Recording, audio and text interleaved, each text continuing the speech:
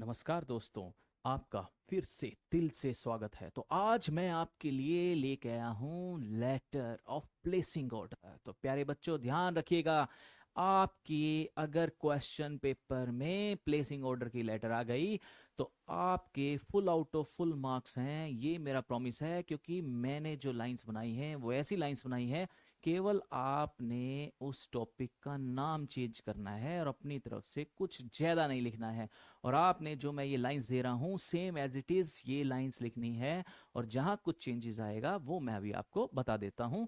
तो ज़्यादा समय ना बर्बाद करते हुए हम चलते हैं लेटर ऑफ प्लेसिंग ऑर्डर की तरफ।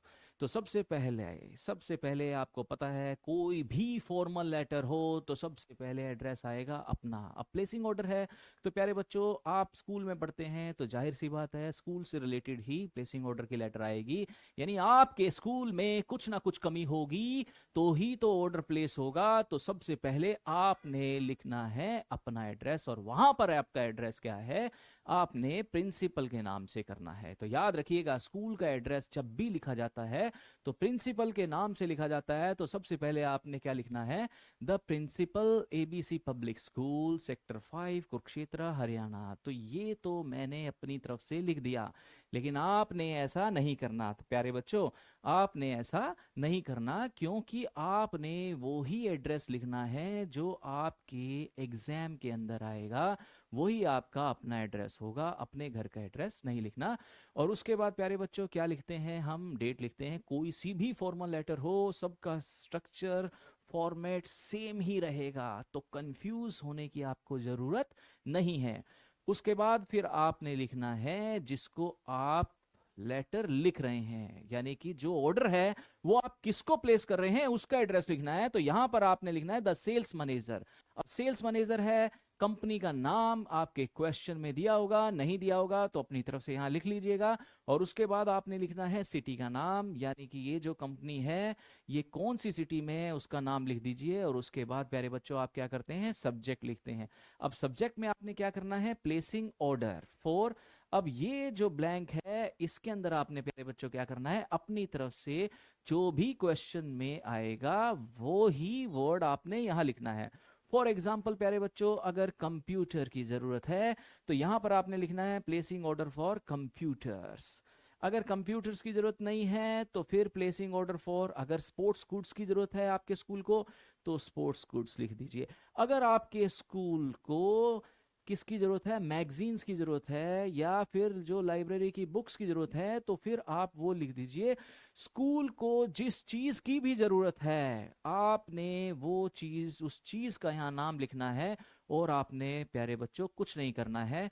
इसके बाद फिर प्यारे बच्चों आपने क्या करना है, रिस्पेक्टेड सर और मैडम। अगर रिस्पेक्टेड नहीं भी लिखना चाहते तब भी कोई बात नहीं, क्योंकि अगर आप सर और मैडम लिखेंगे उसमें ऑलरेडी रिस्पेक्टेड दिया गया है। और अगर नहीं मानना तो आप लिख सकते हैं with reference to your recently issued catalog। issued catalog means प्यारे बच्चों जैसे कि क्या होता है कि जो भी कंपनी से आप माल मंगवाते हैं तो उस कंपनी से आप प्यारे बच्चों पहले क्या करते हैं, एक कैटलॉग ले लेते हैं या फिर आप कोटेशन ले लेते हैं। क्योंकि सबसे पहले आप उस कोटेशन को चेक करेंगे, अगर आपको लगेगा कि आप उस कोटेशन के अकॉर्डिंग सामान खरीदना चाहते हैं और वो सामान आपको सही रेट पे दिया जा रहा है तभी आप ऑर्डर प्लेस करते हैं। तो कैटलॉग का मीनिंग वही है। अब देखिए कैटलॉग एंड कोटेशन, यानी कि एक सूची है कैटलॉग जिसके अंदर उन्होंने आइटम्स के नाम लिख दिए हैं जो आपको पसंद आ गई है, और साथ में है कोटेशन। कोटेशन में क्या करते हैं, जितने भी कंपनीज हैं ये क्या करते हैं, अपनी कोटेशन अपने प्राइस लिख कर दे देते हैं। और अगर हमें सूट करेगा तो हम जिसका सूट करेगा यानी कि जिसका कम रेट होगा हम उसी को ऑर्डर प्लेस कर देते हैं। तो ये line same as it is ऐसी की ऐसी ही लिखनी है आपने, बस आपने कुछ नहीं करना, सेम एज इट इज लिखना है। We are please to place a formal order, यानी कि हमें खुशी हुई, क्यों, क्योंकि जो आपकी कोटेशन थी हमें वो बहुत पसंद आई तो हम बहुत खुश हैं। To place a formal order for to supply for the supply of the under mention items. तो प्यारे बच्चों ये अंडर मेंशन आइटम्स जो यहाँ पर अंडर मेंशन आइटम्स जो आप लिखेंगे ये उसके लिए यूज किया गया है, फॉर आर एस्टीम्ड इंस्टीट्यूशन। यानी कि जो हमारा इंस्टीट्यूशन है, जो फेमस इंस्टीट्यूशन है, जो पॉपुलर इंस्टीट्यूशन है, जो बहुत बढ़िया इंस्टीट्यूशन है, उसके लिए the goods are required for official academic purposes. अब आप बता रहे हैं कि जो सामान हम आपसे मंगवा रहे हैं वो किस पर्पस के लिए है, official academic purposes, and are expected to meet the highest standards of quality and durability. यानी आपने ये भी बता दिया कि जो गुड्स आप हमें भेजेंगे वो हाईएस्ट क्वालिटी का होना चाहिए, वो हाईएस्ट ड्यूरेबिलिटी का होना चाहिए, कि ऐसा ना हो कि वो सामान यहाँ पर आए और हम देखें और उसके बाद वो सामान टूटा हुआ मिले या टूट जाए बहुत जल्दी। ऐसा नहीं होना चाहिए। उसकी जो ड्यूरेबिलिटी है वो बहुत ज़्यादा मजबूत होनी चाहिए। तो सेम एज इट इज़ यही लाइंस आपने एग्जाम में लिखनी है। The details of the order are as follows. अब आपने ये जो लाइन है बहुत इंपॉर्टेंट है, क्योंकि जो आप डिटेल दे रहे हैं वो आपने बता दिया वो इस प्रकार से है। अब प्यारे बच्चों यहाँ ये जो चीज है ये इंपॉर्टेंट है आपके लिए, क्योंकि अब क्वेश्चन में आपने केवल ध्यान से देखना है कि आपने जो ऑर्डर दिया है वो किस चीज का ऑर्डर दिया है। अगर तो आपने इलेक्ट्रॉनिक्स का ऑर्डर दिया है, अप्लाइंसेस का ऑर्डर दिया है, तो वहां पर उनका नाम लिखना है आपने। अगर आपने स्पोर्ट्स गुड्स का ऑर्डर दिया है तो यहाँ पर उनका नाम लिखना है आपने। अगर आपने बुक्स का ऑर्डर दिया है तो यहाँ पर उनका नाम लिखना है। अगर आपने फर्नीचर का ऑर्डर दिया है तो यहाँ पर उनका नाम लिखना है। तो आपने ये देखना है कि क्वेश्चन के अंदर किस चीज का ऑर्डर है, और उसके बाद यहाँ पर उसका नाम लिखिए और क्वांटिटी, वो कितनी क्वांटिटी में आपको चाहिए आपने उसके बाद में ये मेंशन करना है। तो प्यारे बच्चों बस यहाँ थोड़ा सा आपने ध्यान देना है, और उसके बाद आपको कुछ नहीं करना है। आगे चलते हैं। अब आप देखिए उसके बाद आप क्या लिखेंगे। You are requested to ensure that the consignment is dispatched within 10 days of the receipt of this order. तो ये भी आपने बता दिया कि जो ऑर्डर की रिसीट है उसके आने के 10 दिन के अंदर अंदर जो आप क्या करेंगे, हमारे ऑर्डर को डिस्पैच करेंगे, यानी कि जो भी कंसाइनमेंट है उसको डिस्पैच किया जाएगा। The items must strictly conform to the approved specifications and should be securely packed to prevent any damage during transportation। तो आपने ये भी बता दिया कि जो उसकी पैकिंग होनी चाहिए वो इतनी बढ़िया होनी चाहिए, इतनी बढ़िया होनी चाहिए कि कोई टूट फूट नहीं होनी चाहिए, ट्रांसपोर्टेशन के अनुसार कोई टूट फूट नहीं होनी चाहिए, क्योंकि अगर ट्रांसपोर्टेशन के थ्रू कोई भी टूट फूट हुई तो उसके जिम्मेदार आप होंगे। तो याद रखिए ये लाइंस आपने सेम एज इट इज प्यारे बच्चों बिल्कुल लिखनी है अपनी तरफ से, ज्यादा नहीं, जो दिया गया है उतना ही लिखो ताकि आपका एक नंबर भी ना कट सके।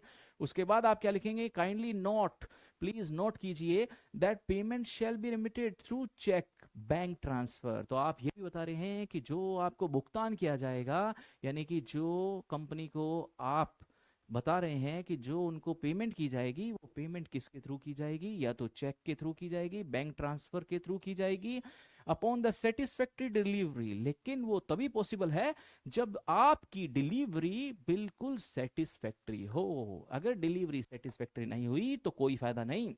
And thorough inspection of the goods, और हम सबसे पहले इंस्पेक्शन करेंगे। जो आप सामान हमारे पास भेजेंगे सबसे पहले हम उनकी इंस्पेक्शन करेंगे। अगर वो सामान टूटा या फूटा निकला तो फिर हम भी तोड़ फोड़ देंगे। आगे देखिए, एनी आइटम फाउंड डिफेक्टिव, अगर कोई आइटम डिफेक्टिव मिली, सब स्टैंडर्ड, स्टैंडर्ड के अकॉर्डिंग नहीं मिली, और डिस्प्रिंट from the order shall be return at your cost and responsibility. तो याद रखिएगा, तो उसको जो रिटर्न करेंगे वो आप ही की कोस्ट से करेंगे, हम अपनी कोस्ट से बिल्कुल भी नहीं करेंगे। तो आपने साथ में चेतावनी भी दे दी। उसके बाद लास्ट में आपने क्या लिखना है प्यारे बच्चों, वी एंटिसिपेट प्रॉम्प्ट एग्जीक्यूशन, यानी कि अब हम बस हमारा दिमाग वही है कि जल्दी से जल्दी आप एग्जीक्यूट करें उस ऑर्डर को, of this order, and look forward to maintaining a long standing professional association with your esteemed firm, ताकि आपका जो ऑर्डर है सही समय पर हमें मिल जाए। और हम भी ये चाहते हैं कि जो हमारा और आपका रिलेशनशिप हो वो लंबे समय तक बना रहे, क्योंकि जो आपकी फर्म है वो भी एस्टीम्ड फर्म है, जैसे कि हमारा जो इंस्टीट्यूट है वो भी एस्टीम्ड है। तो प्यारे बच्चों ये आपने लेटर एज इट इज लिखनी है अगर आपने फुल में से फुल मार्क्स लेने हैं तो। और लास्ट में थैंकिंग यू योर्स फेथफुली, और XYZ, XYZ में ध्यान रखिएगा जिसका नाम दिया गया है उसका वहां पे नाम आपने लिख देना है, और डेजिग्नेशन नीचे अगर प्रिंसिपल की तरफ से ये लेटर लिखी गई है तभी ब्रैकेट में प्रिंसिपल लिखना है। अगर ये लेटर प्रिंसिपल की तरफ से प्यारे बच्चों नहीं लिखी गई तो आपने यहाँ पर डेजिग्नेशन ब्रैकेट में प्रिंसिपल नहीं लिखना है। अगर फिजिकल टीचर हैं, स्पोर्ट्स टीचर हैं, तो फिर डेजिग्नेशन में आपने स्पोर्ट्स टीचर लिखना है। या अगर आप बुक्स मंगवा रहे हैं, लाइब्रेरियन है, तो फिर यहाँ पर ब्रैकेट में आपने लाइब्रेरियन लिखना है। तो इसी के साथ ये जो लेटर हुई कंप्लीट हुई, ज्यादा समय ना लेते हुए। तो प्यारे बच्चों बस आपने ये ध्यान रखना है कि जब भी आपकी ऑर्डर वाली लेटर, प्लेसिंग ऑर्डर वाली लेटर जब भी आ जाए, तो बिल्कुल एज इट इज जो मैंने लाइंस लिखी हुई थी वो ही की वही लाइंस आपने लिखनी है, और अपनी तरफ से थोड़ा बहुत जो चेंज करना है वो मैंने आपको बता दिया। बिल्कुल वही, बिल्कुल दिमाग लगा के चेंज कीजिए, ताकि आपका एक नंबर भी ना डिडक्ट किया जा सके टीचर के द्वारा। तो आपको फुल में से फुल मार्क्स मिलेंगे, ये मैं आशा करता हूं। तो इसी के साथ जो ये लेटर है वो खत्म हुई। अगर फिर भी प्यारे बच्चों आपके मन में किसी प्रकार का कोई भी डाउट हो तो कमेंट बॉक्स में जाकर लिख दीजिए, ताकि जो भी डाउट होगा उसको मैं सॉर्ट आउट कर सकूं। तो thank you very much and have a nice day.